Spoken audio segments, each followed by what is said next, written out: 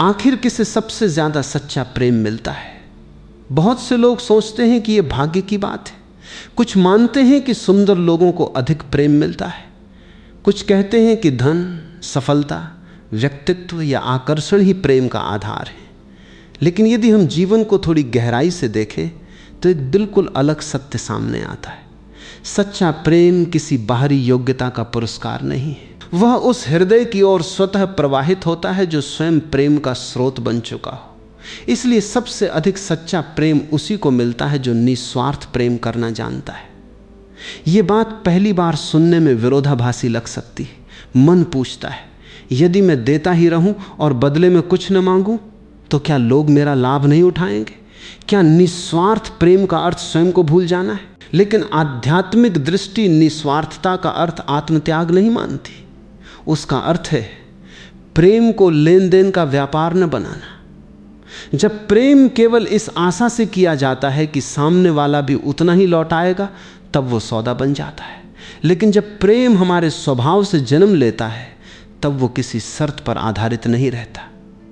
प्रेम का सबसे बड़ा रहस्य यही है कि उसे पाने की सबसे पहली शर्त उसे देना है। यह सुनने में सरल लगता है, पर जीना अत्यंत कठिन है, क्योंकि मन हमेशा गणना करता है। वो पूछता है, मैंने इतना दिया, मुझे क्या मिला?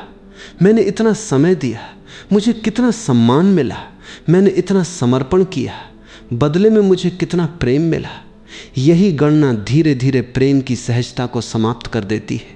जहां हिसाब शुरू होता है, वहां हृदय पीछे हटने लगता है। आध्यात्मिक दृष्टि से प्रेम किसी वस्तु की तरह नहीं है जिसे बाहर से प्राप्त किया जाए।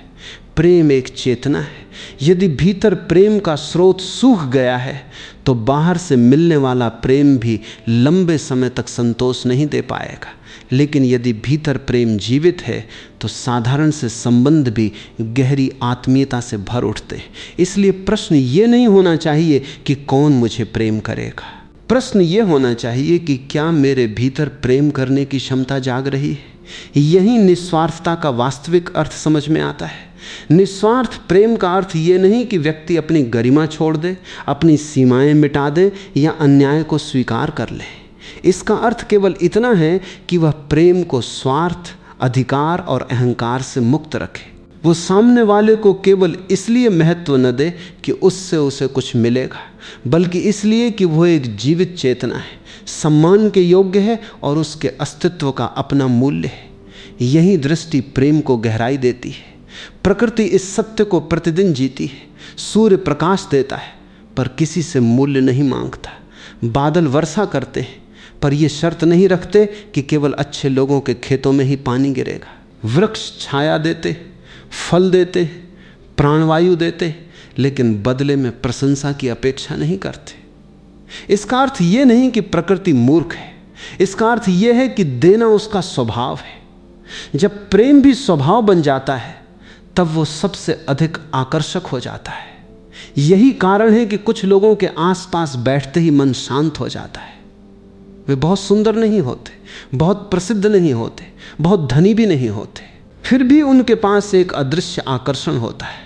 उसका कारण उनका चेहरा नहीं, उनका हृदय होता है। वे सुनते हैं, समझते हैं, सम्मान देते हैं और बिना किसी दिखावे के अपनापन बांटते हैं। ऐसे लोगों को लोग केवल पसंद नहीं करते, उन पर विश्वास भी करते हैं। और विश्वास ही सच्चे प्रेम की पहली सीढ़ी है। दार्शनिक दृष्टि से देखा जाए तो मनुष्य वही सबसे अधिक आकर्षित करता है जो वो स्वयं भीतर से होता है। यदि हमारे भीतर शिकायत अधिक है तो हमें हर जगह शिकायत दिखाई देगी। यदि हमारे भीतर भय अधिक है तो हम हर संबंध में असुरक्षा खोजेंगे। लेकिन यदि हमारे भीतर प्रेम अधिक है तो हम दूसरों में भी प्रेम को पहचानने लगेंगे। जीवन दर्पण की तरह काम करता है। वो हमेशा वैसा ही नहीं लौटाता जैसा हम चाहते हैं, लेकिन वो अक्सर वैसा लौटाता है जैसा हम भीतर से जी रहे होते। यही एक और गहरी भूल होती है। लोग प्रेम पाने की तैयारी तो करते हैं, लेकिन प्रेम देने की नहीं। वे चाहते हैं कि कोई उन्हें समझे, लेकिन वे स्वयं सुनने का अभ्यास नहीं करते। वे चाहते हैं कि कोई उनका सम्मान करे, लेकिन वे दूसरों की गरिमा को नहीं पहचानते।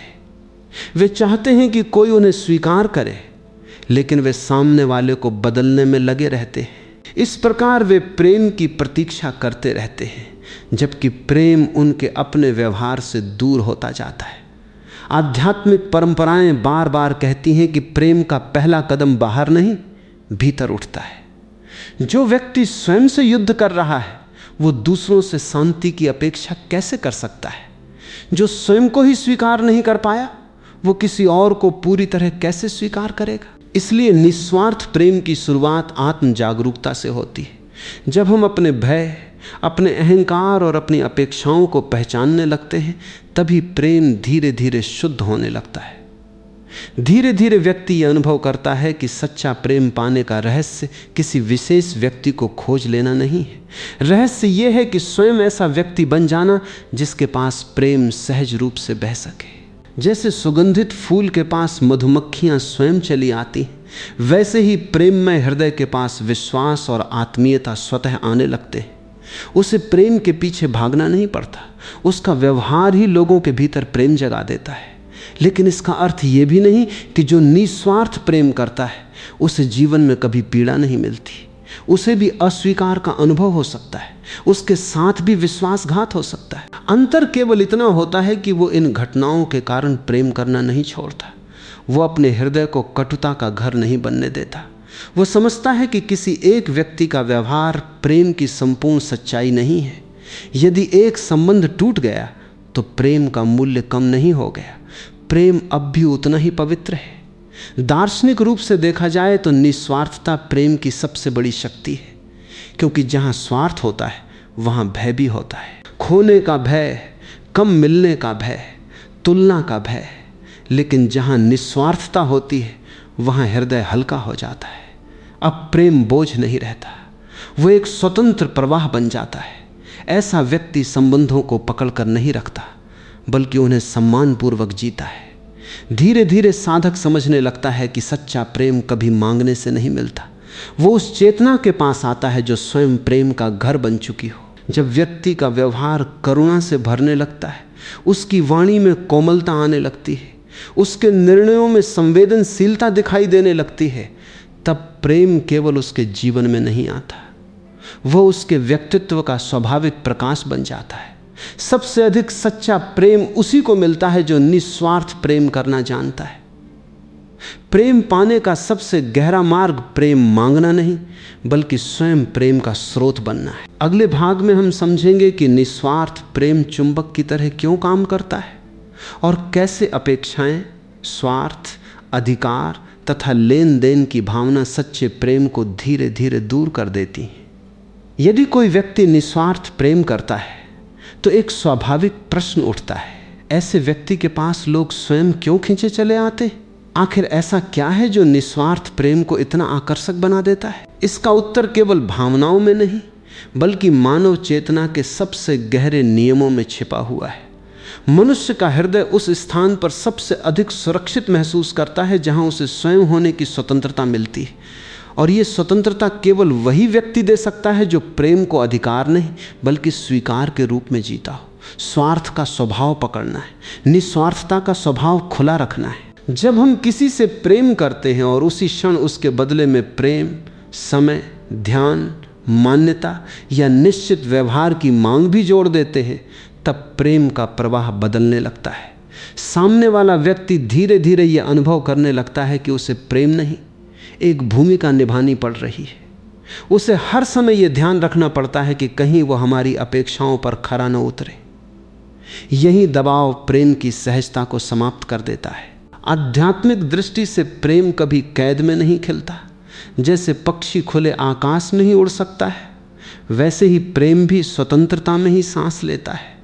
यदि किसी संबंध में हर क्षण नियंत्रण, संदेह, शिकायत या भावनात्मक दबाव उपस्थित हो तो वहाँ प्रेम धीरे धीरे सिकुड़ने लगता है। व्यक्ति साथ तो रहता है लेकिन भीतर से खुला नहीं रह पाता, और जहाँ हृदय बंद हो जाए वहाँ सच्चे प्रेम का प्रवाह रुक जाता है। यही कारण है कि निस्वार्थ प्रेम चुंबक की तरह कार्य करता है। चुंबक लोहे को खींचता नहीं बल्कि अपने स्वभाव के कारण आकर्षित करता है। उसी प्रकार जो व्यक्ति भीतर से शांत, करुणामय और निष्कपट होता है, वो लोगों को मजबूर नहीं करता कि वे उससे प्रेम करें। फिर भी लोग उसके पास सहज रूप से आने लगते, क्योंकि उसके साथ रहने पर उन्हें स्वयं को सिद्ध नहीं करना पड़ता, उन्हें स्वीकार किए जाने का अनुभव होता है। और मनुष्य की सबसे गहरी आवश्यकता यही है, स्वीकार। प्रकृति इस रहस्य को बार बार दोहराती है। फूल अपनी सुगंध को किसी के पीछे भेजते नहीं, वे केवल खिलते हैं। उनकी सुगंध स्वयं फैलती है और मधुमक्खियां अपने आप चली आती हैं। यदि फूल हर मधुमक्खी को पकड़कर रोकने लगे तो न फूल सुरक्षित रहेगा न मधुमक्खी। प्रेम भी ऐसा ही है, उसका आकर्षण उसके स्वभाव में है, उसके आग्रह में नहीं। जितना अधिक प्रेम स्वतंत्र होता है उतना ही अधिक वह लोगों के हृदय को छूता है। दार्शनिक दृष्टि से देखा जाए तो अपेक्षा और प्रेम एक दूसरे के विरोधी नहीं है, लेकिन जब अपेक्षा प्रेम से बड़ी हो जाती है तब समस्या शुरू होती है। स्वस्थ संबंधों में स्वाभाविक अपेक्षाएं होती हैं, सम्मान, ईमानदारी, संवाद और संवेदनशीलता, ये संबंध की नींव है। लेकिन जब अपेक्षा ये बन जाए कि दूसरा व्यक्ति हमारे भीतर की हर रिक्तता भर दे, हर समय हमें प्राथमिकता दे और हमारी हर भावना के अनुसार जिए, तब वह प्रेम नहीं रह जाता, वो धीरे धीरे निर्भरता में बदलने लगता है। यहीं लेन देन की भावना जन्म लेती है। मन कहता है मैंने इतना दिया, अब तुम्हारी बारी है। यही विचार संबंध को व्यापार में बदल देता है। व्यापार में लाभ हानि का हिसाब उचित हो सकता है, लेकिन प्रेम में नहीं। प्रेम का अर्थ ये नहीं कि संतुलन आवश्यक नहीं है, बल्कि यह है कि संतुलन गणना से नहीं, पारस्परिक जागरूकता से आता है। जहाँ हर मुस्कान का हिसाब रखा जाए वहाँ मुस्कान भी बोझ बन जाती है। आध्यात्मिक परंपराएं कहती हैं कि प्रेम का सबसे बड़ा शत्रु घृणा नहीं बल्कि अहंकार है। घृणा तो प्रेम के अभाव से जन्म लेती है, लेकिन अहंकार प्रेम के भीतर ही प्रवेश कर जाता है। वह कहता है तुम मेरे हो, तुम्हें मेरे अनुसार चलना चाहिए। यदि तुम सचमुच प्रेम करते हो तो ऐसा ही करोगे। ये भाषा देखने में प्रेम जैसी लगती है, लेकिन उसके भीतर स्वामित्व छिपा होता है। निस्वार्थ प्रेम इन सूक्ष्म आग्रहों को पहचानता है और उन्हें धीरे धीरे छोड़ना सीखता है। एक और गहरा कारण यह है कि निस्वार्थ व्यक्ति के भीतर भय कम होता है। उसे हर समय ये चिंता नहीं रहती कि सामने वाला उसे छोड़ देगा, क्योंकि उसका आत्ममूल्य केवल किसी एक संबंध पर आधारित नहीं होता। वह प्रेम करता है, लेकिन अपनी संपूर्ण पहचान किसी दूसरे पर नहीं टिकाता। यही आंतरिक स्थिरता उसे संबंधों में भी सहज बनाए रखती है, और यही सहजता सामने वाले को भी सुरक्षा का अनुभव कराती है। धीरे धीरे व्यक्ति अनुभव करता है कि सच्चा प्रेम पाने का सबसे सुंदर मार्ग सामने वाले को बदलना नहीं, बल्कि उसके लिए एक ऐसा वातावरण बनाना है जहां वो बिना डर के स्वयं हो सके। जब कोई व्यक्ति महसूस करता है कि उसे हर समय जज नहीं किया जाएगा, उसकी हर गलती पर उसे अस्वीकार नहीं किया जाएगा और उसकी भावनाओं को सुना जाएगा, तब उसके भीतर विश्वास जन्म लेता है। विश्वास ही वो भूमि है जहां प्रेम गहरी जड़ें पकड़ता है। दार्शनिक रूप से यह भी सत्य है कि निस्वार्थ प्रेम का अर्थ अंधा समर्पण नहीं है। यदि कोई व्यक्ति बार बार हमारी गरिमा को चोट पहुंचा रहा है, हमें अपमानित कर रहा है या हमारे विश्वास का दुरुपयोग कर रहा है, तो वहां स्वस्थ सीमाएं बनाना आवश्यक है। निस्वार्थता का अर्थ अन्याय सहना नहीं है।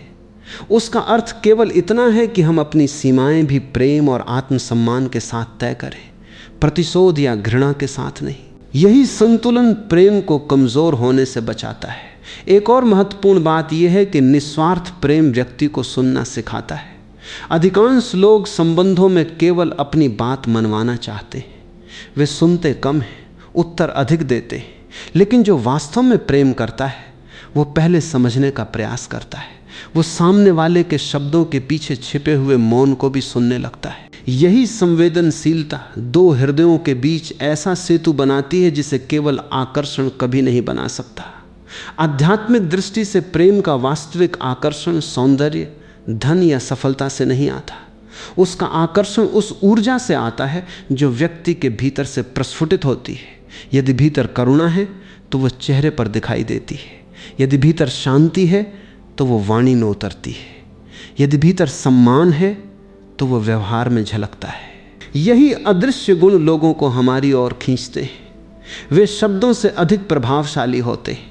धीरे धीरे साधक ये अनुभव करता है कि प्रेम मांगने से नहीं मिलता, प्रेम उस हृदय की ओर बहता है जहां उसे कैद नहीं किया जाएगा। जैसे जल हमेशा नीचे की ओर बहता है, वैसे ही प्रेम भी विनम्र हृदय की ओर सहजता से बहता है। अहंकार उसे रोकता है, निस्वार्थता उसे आमंत्रित करती है। यही कारण है कि जो व्यक्ति प्रेम को पकड़ने की कोशिश छोड़ देता है, वही अक्सर प्रेम का सबसे गहरा अनुभव करता है। निस्वार्थ प्रेम चुंबक की तरह इसलिए कार्य करता है क्योंकि वो सामने वाले को बदलने की कोशिश नहीं करता। वो उसे सम्मान देता है, स्वतंत्रता देता है, विश्वास देता है और उसकी गरिमा को स्वीकार करता है। ऐसे वातावरण में प्रेम को संघर्ष नहीं करना पड़ता, वो स्वाभाविक रूप से खिलने लगता है। अब तक हमने देखा कि निस्वार्थ प्रेम व्यक्ति को आकर्षक बनाता है और संबंधों में विश्वास पैदा करता है। लेकिन यहाँ एक और भी गहरा प्रश्न जन्म लेता है, क्या प्रेम वास्तव में बाहर से मिलता है या वो भीतर से जन्म लेकर बाहर प्रकट होता है? यही वो स्थान है जहां आध्यात्मिक दृष्टि सामान्य सोच से बिल्कुल अलग हो जाती है। सामान्य मन कहता है कि पहले कोई हमें प्रेम करे तब हम प्रेम का अनुभव करेंगे, लेकिन आध्यात्मिक चेतना कहती है कि जो स्वयं प्रेम बन जाता है वही सबसे अधिक प्रेम का अनुभव करता है। ये वाक्य सुनने में सरल है, पर इसका अर्थ अत्यंत गहरा है। स्वयं प्रेम बन जाने का अर्थ ये नहीं कि व्यक्ति हर समय दूसरों के लिए त्याग करता रहे। इसका अर्थ है कि उसके भीतर करुणा, संवेदनशीलता और शुभकामना इतनी स्वाभाविक हो जाए कि वे किसी विशेष परिस्थिति पर निर्भर न रहें। अब प्रेम उसका व्यवहार नहीं, उसका स्वभाव बन जाता है। वो केवल अपने प्रिय लोगों से ही नहीं बल्कि जीवन के प्रति भी सम्मान और अपनापन अनुभव करने लगता है। अधिकांश लोग प्रेम को एक घटना की तरह देखते हैं। उन्हें लगता है कि एक दिन कोई आएगा, उन्हें समझेगा, उन्हें अपनाएगा और तभी उनका जीवन पूर्ण हो जाएगा। लेकिन ये सोच व्यक्ति को हमेशा प्रतीक्षा में रखती है। वह प्रेम का यात्री नहीं बनता, केवल प्रेम का याचक बनकर रह जाता है। उसका पूरा ध्यान इस बात पर रहता है कि उसे कौन प्रेम देगा।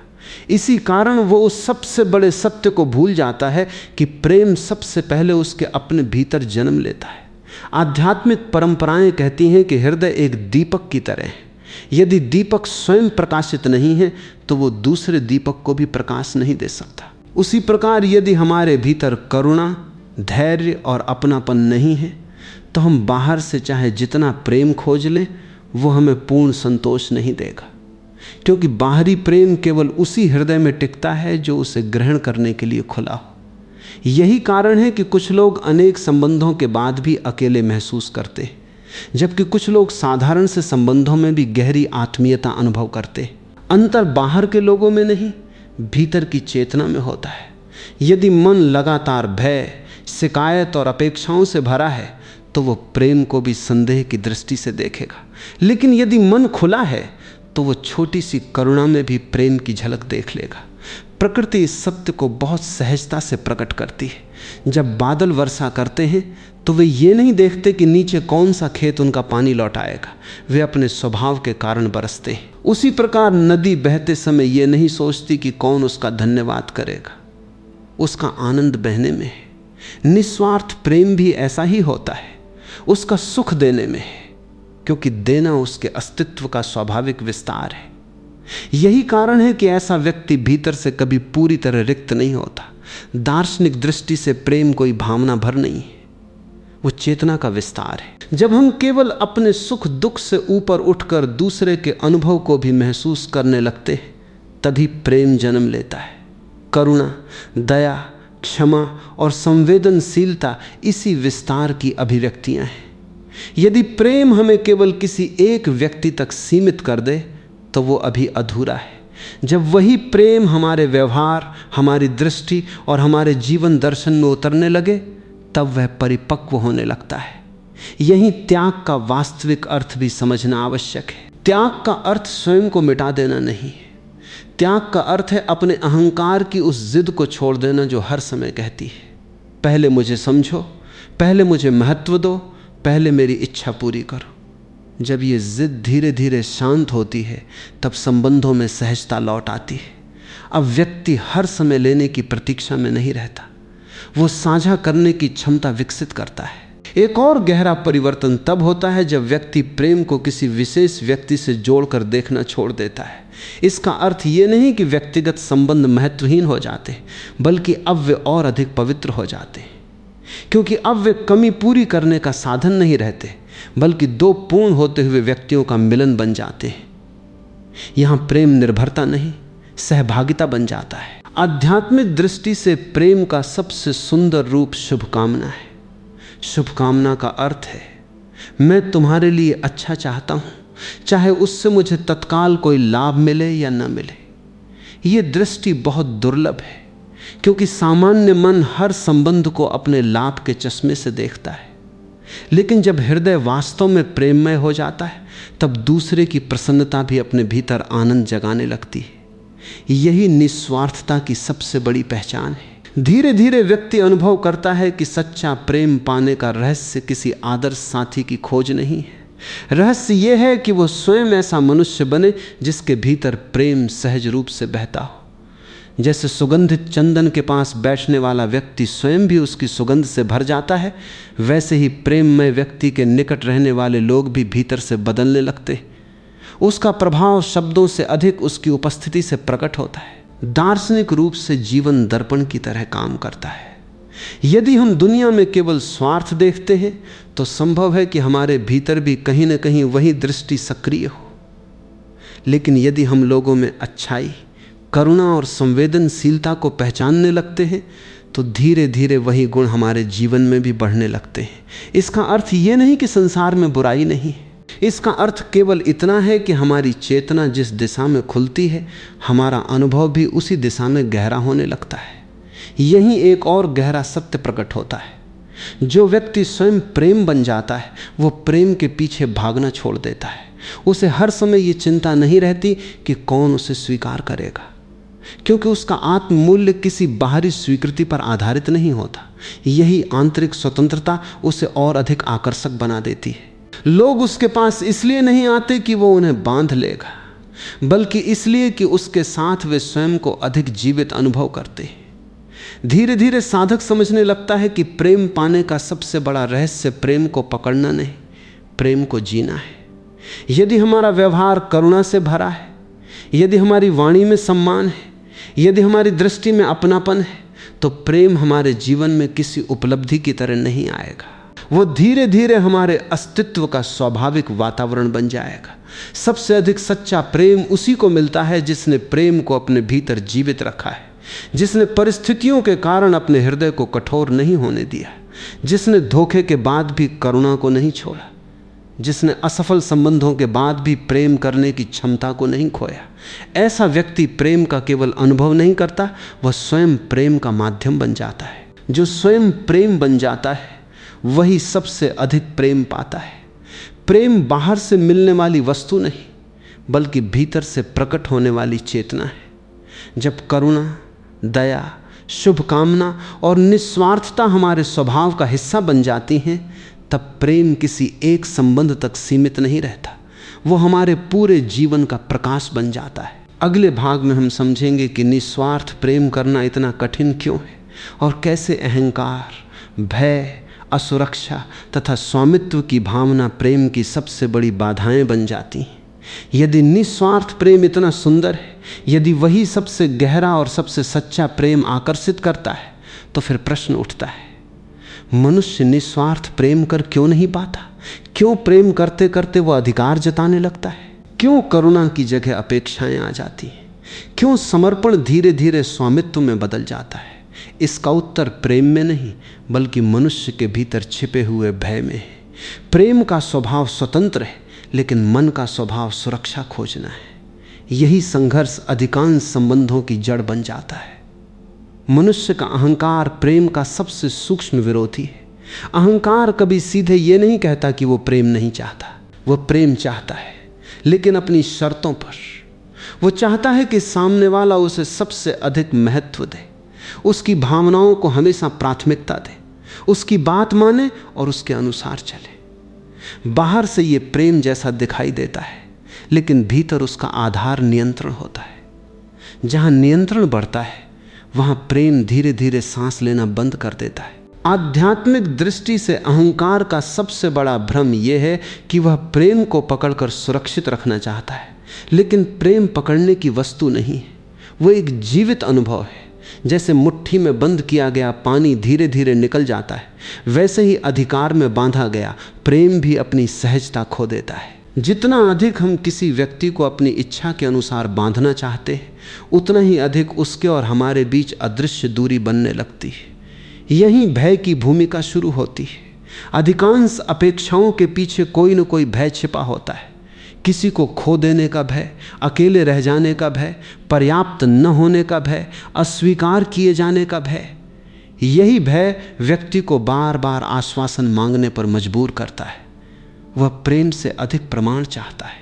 उसे हर दिन ये सुनना होता है कि वह प्रिय है, हर क्षण ये देखना होता है कि सामने वाला कहीं बदल तो नहीं रहा। ये बेचैनी प्रेम को थका देती है। प्रकृति इस सत्य को अत्यंत सरलता से समझाती है।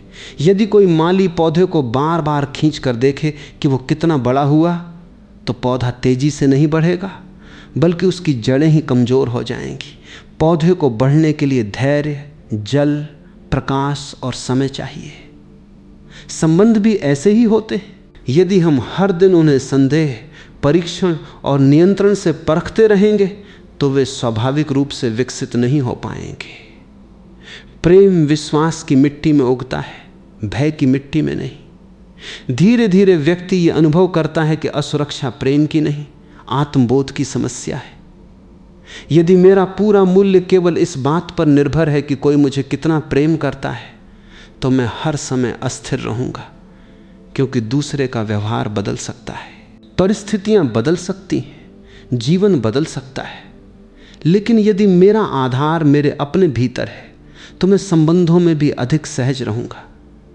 यही आंतरिक स्थिरता निस्वार्थ प्रेम की पहली शर्त है। दार्शनिक दृष्टि से स्वामित्व की भावना भी एक भ्रम है। हम सोचते हैं कि जिसे हम प्रेम करते हैं वो हमारा है, लेकिन कोई भी मनुष्य किसी की संपत्ति नहीं हो सकता। प्रत्येक व्यक्ति एक स्वतंत्र चेतना है। वो हमारे साथ चल सकता है, हमारे जीवन का हिस्सा बन सकता है, लेकिन उसका अस्तित्व हमारा नहीं हो जाता। यही सत्य स्वीकार करना कठिन लगता है। इसलिए हम प्रेम के माध्यम से उस स्वतंत्रता पर अधिकार जमाने की कोशिश करते हैं जो वास्तव में किसी के पास कभी थी ही नहीं। यही एक और गहरी भूल होती है। लोग समझते हैं कि निस्वार्थ प्रेम का अर्थ है अपनी हर इच्छा का त्याग कर देना, लेकिन यह भी एक अतिशयोक्ति है। निस्वार्थता का अर्थ अपनी आवश्यकताओं को दबाना नहीं है। उसका अर्थ है अपनी आवश्यकताओं को ईमानदारी से व्यक्त करना, लेकिन उन्हें दूसरे पर थोपना नहीं। ये अंतर बहुत सूक्ष्म है। जब हम अपनी बात सम्मानपूर्वक कहते हैं तो संवाद जन्म लेता है। जब हम उसे आदेश की तरह रखते हैं तो संघर्ष जन्म लेता है। आध्यात्मिक साधना का एक महत्वपूर्ण भाग है अपने भीतर के भय को पहचानना। अधिकांश लोग अपने भय को देखना नहीं चाहते। वे उसे क्रोध का नाम दे देते हैं, अधिकार का नाम दे देते हैं या प्रेम का नाम दे देते हैं। लेकिन जब साधक मौन में बैठता है तो उसे दिखाई देता है कि उसकी अनेक प्रतिक्रियाओं के पीछे केवल एक ही आवाज़ है, मुझे खो जाने का डर है। इस डर को देख लेना ही परिवर्तन की शुरुआत है। धीरे धीरे ये समझ आने लगती है कि प्रेम किसी को बांधने से नहीं, उसे समझने से गहरा होता है। जब हम सामने वाले की सीमाओं, उसकी परिस्थितियों और उसकी आंतरिक यात्रा को भी उतना ही महत्व देने लगते हैं जितना अपनी भावनाओं को देते हैं, तब प्रेम में संतुलन आता है। अब संबंध प्रतियोगिता नहीं रहता, वो दो चेतनाओं का सहयोग बन जाता है। एक और महत्वपूर्ण सत्य यह है कि निस्वार्थ प्रेम का अर्थ निष्क्रियता नहीं है। यदि कोई व्यक्ति बार बार छल कर रहा है, अपमान कर रहा है या विश्वास तोड़ रहा है, तो वहाँ स्वस्थ दूरी बनाना भी प्रेम का ही रूप है। अपने प्रति प्रेम। आध्यात्मिकता कभी ये नहीं कहती कि अन्याय सहते रहो, वो केवल इतना कहती है कि निर्णय घृणा से नहीं, स्पष्टता से लो, कटुता से नहीं, विवेक से लो। यही निस्वार्थता की परिपक्व अवस्था है। प्रेम की सबसे बड़ी साधना बाहर नहीं, भीतर घटती है। हर बार जब अहंकार कहता है मुझे पहले रखो और हम करुणा को चुनते हैं, हर बार जब भय कहता है उसे बांध लो और हम विश्वास को चुनते हैं, हर बार जब स्वार्थ कहता है मुझे क्या मिलेगा, और हम साझा करने का मार्ग चुनते हैं, तब हमारा हृदय थोड़ा और मुक्त हो जाता है। यही छोटे छोटे चुनाव अंततः हमारे पूरे व्यक्तित्व को बदल देते हैं। धीरे धीरे साधक अनुभव करता है कि निस्वार्थ प्रेम कोई एक दिन में प्राप्त होने वाली उपलब्धि नहीं है, ये प्रतिदिन का अभ्यास है। हर दिन थोड़ा कम अहंकार, थोड़ा कम भय, थोड़ा कम अधिकार और थोड़ा अधिक विश्वास।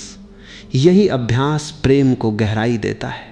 यही साधना व्यक्ति को भीतर से इतना शांत बना देती है कि उसे प्रेम के लिए संघर्ष नहीं करना पड़ता।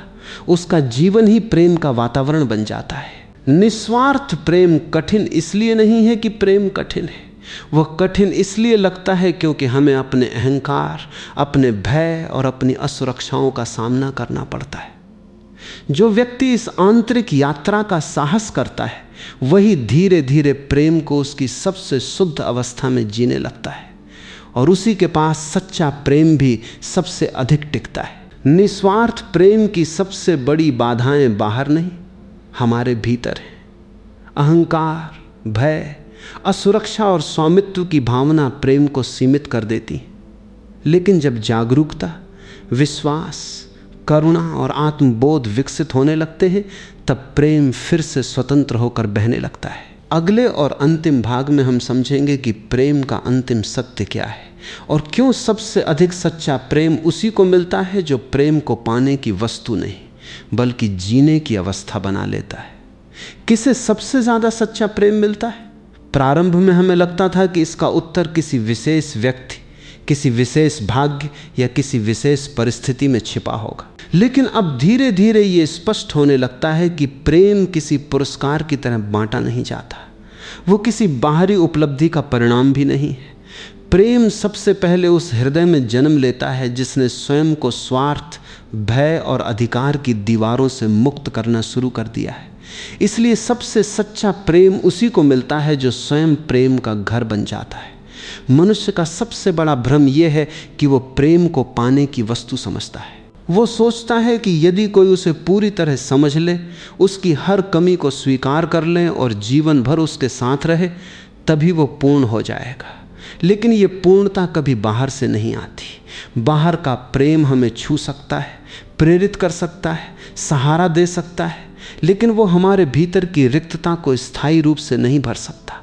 यदि भीतर का स्रोत सूखा है तो बाहर की सबसे गहरी आत्मीयता भी कुछ समय बाद अधूरी लगने लगेगी। इसलिए प्रेम का पहला निवास किसी दूसरे का हृदय नहीं, हमारा अपना अंतर्मन है। आध्यात्मिक दृष्टि से प्रेम कोई भावना मात्र नहीं है। भावना बदलती रहती है, कभी उत्साह होता है, कभी उदासी, कभी निकटता, कभी दूरी। यदि प्रेम केवल भावना होता तो हर बदलती भावना के साथ प्रेम भी समाप्त हो जाता। लेकिन प्रेम का गहरा स्वरूप चेतना है। जब करुणा हमारे स्वभाव में उतर जाती है, जब शुभकामना बिना प्रयास के हमारे व्यवहार में दिखाई देने लगती है, जब हम किसी से प्रेम इसलिए नहीं करते कि वो हमारी इच्छाएं पूरी करेगा, बल्कि इसलिए कि वह भी हमारे समान एक जीवित चेतना है, तभी प्रेम अपने वास्तविक स्वरूप में प्रकट होता है। यही निस्वार्थता का अंतिम अर्थ समझ में आता है। निस्वार्थता का अर्थ ये नहीं कि व्यक्ति स्वयं को मिटा दे, इसका अर्थ ये भी नहीं कि वह अन्याय सहता रहे या अपनी गरिमा छोड़ दे। वास्तविक निस्वार्थता का अर्थ है, मैं तुम्हें प्रेम करूंगा लेकिन तुम्हें अपनी संपत्ति नहीं बनाऊंगा। मैं तुम्हारा सम्मान करूंगा लेकिन तुम्हें अपने भय की कैद में नहीं रखूंगा। मैं तुम्हारी भलाई चाहूंगा लेकिन तुम्हारे माध्यम से अपनी अधूरी पहचान पूरी नहीं करूंगा। यही प्रेम की परिपक्वता है। प्रकृति इस अंतिम सत्य को हर क्षण जीती है। आकाश सबको स्थान देता है पर किसी को बांधता नहीं। नदी सबकी प्यास बुझाती है पर किसी से अपना जल वापस नहीं मांगती। वृक्ष अपने फल गिरा देते हैं क्योंकि वे जानते हैं कि पककर अलग होना ही जीवन का नियम है। प्रकृति का प्रेम प्रवाह है, स्वामित्व नहीं। मनुष्य भी जब इसी नियम को समझने लगता है तब उसके संबंधों में एक नई सहजता आ जाती है। अब प्रेम बोझ नहीं रहता, वो स्वतंत्रता का उत्सव बन जाता है। धीरे धीरे साधक अनुभव करता है कि प्रेम पाने की उसकी पुरानी इच्छा बदल रही है। पहले वो पूछता था, कौन मुझे सबसे अधिक प्रेम करेगा? अब वो पूछता है, क्या मैं ऐसा मनुष्य बन रहा हूं जिसके पास बैठकर किसी का हृदय शांत हो सके?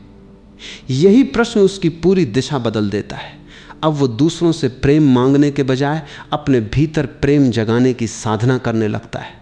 यही परिवर्तन उसके जीवन का सबसे बड़ा मोड़ बन जाता है। दार्शनिक दृष्टि से देखा जाए तो जीवन दर्पण की तरह है। यदि हम लगातार मान्यता, प्रशंसा और स्वीकृति की भीख मांगते हैं तो हमारा हृदय हमेशा अस्थिर रहेगा। लेकिन यदि हम अपने भीतर ऐसी गरिमा विकसित कर लें जो केवल बाहरी प्रतिक्रियाओं पर निर्भर न हो, तो प्रेम भी अधिक स्वाभाविक रूप से हमारे जीवन में प्रवेश करता है। क्योंकि अब हम प्रेम को पकड़ना नहीं चाहते, हम उसे साझा करना चाहते हैं। एक और गहरा सत्य यह है कि सच्चा प्रेम हमेशा संख्या में नहीं मापा जा सकता। बहुत लोग जीवन में अनेक संबंधों से घिरे होते, फिर भी भीतर अकेले होते। और कुछ लोगों के जीवन में केवल कुछ ही गहरे संबंध होते, फिर भी उनका हृदय संतोष से भरा रहता है। इसका कारण यह है कि प्रेम की गुणवत्ता उसकी मात्रा से कहीं अधिक महत्वपूर्ण है। एक सच्चा, सम्मानपूर्ण और निस्वार्थ संबंध अनेक सतही संबंधों से अधिक मूल्यवान होता है। आध्यात्मिक परंपराएं कहती हैं कि जब प्रेम परिपक्व होता है तो वह किसी एक व्यक्ति तक सीमित नहीं रहता, वो हमारे व्यवहार का हिस्सा बन जाता है। हमारी दृष्टि में कोमलता आ जाती है, हमारी वाणी में धैर्य आ जाता है। हम केवल अपने प्रियजनों के प्रति ही नहीं बल्कि अजनबियों के प्रति भी अधिक संवेदनशील हो जाते हैं। इसका अर्थ ये नहीं कि सबके साथ समान निकटता होगी, बल्कि ये कि हमारे भीतर शुभकामना का स्रोत अब केवल चुनिंदा लोगों तक सीमित नहीं रहेगा। यही प्रेम का विस्तार है। धीरे धीरे व्यक्ति ये भी समझने लगता है कि सच्चा प्रेम पाने का सबसे बड़ा रहस्य किसी आदर्श साथी की प्रतीक्षा करना नहीं है। रहस्य ये है कि वो स्वयं ऐसा साथी, ऐसा मित्र, ऐसा मनुष्य बने जिसके भीतर ईमानदारी, करुणा, धैर्य और सम्मान जीवित हो। क्योंकि जो गुण हम अपने जीवन में जीते हैं वही गुण धीरे धीरे हमारे संबंधों को भी आकार देते हैं। प्रेम केवल आकर्षण से नहीं टिकता, वो चरित्र से टिकता है। यहीं एक और अंतिम परिवर्तन होता है। अब व्यक्ति प्रेम को परिणाम से नहीं जोड़ता। यदि कोई संबंध समाप्त भी हो जाए तो वह प्रेम पर से विश्वास नहीं खोता। यदि किसी ने उसका हृदय तोड़ा हो तो भी वह अपने हृदय को कठोर नहीं बनने देता, क्योंकि वो जान चुका है कि किसी एक व्यक्ति की सीमाएं प्रेम की सीमाएं नहीं है। प्रेम उससे कहीं बड़ा है। वो एक व्यक्ति में नहीं समाता, वो चेतना की गहराई में निवास करता है। दार्शनिक रूप से यही प्रेम की सबसे ऊंची अवस्था है। अब प्रेम मांग नहीं है, अनुग्रह है। अब प्रेम अपेक्षा नहीं, उपस्थिति है। अब प्रेम स्वामित्व नहीं, स्वतंत्रता है। अब प्रेम किसी को बदलने का प्रयास नहीं करता, बल्कि उसे उसके सत्य में स्वीकार करता है। और आश्चर्य की बात यह है कि इसी अवस्था में व्यक्ति को सबसे अधिक सच्चा प्रेम मिलने लगता है, क्योंकि अब लोग उसके पास किसी दबाव से नहीं बल्कि उसके भीतर की शांति और करुणा से आकर्षित होकर आते हैं। धीरे धीरे साधक अनुभव करता है कि प्रेम की सबसे बड़ी सफलता यह नहीं कि कितने लोगों ने उससे प्रेम किया, सबसे बड़ी सफलता यह है कि उसने कितने लोगों के भीतर प्रेम को जीवित किया।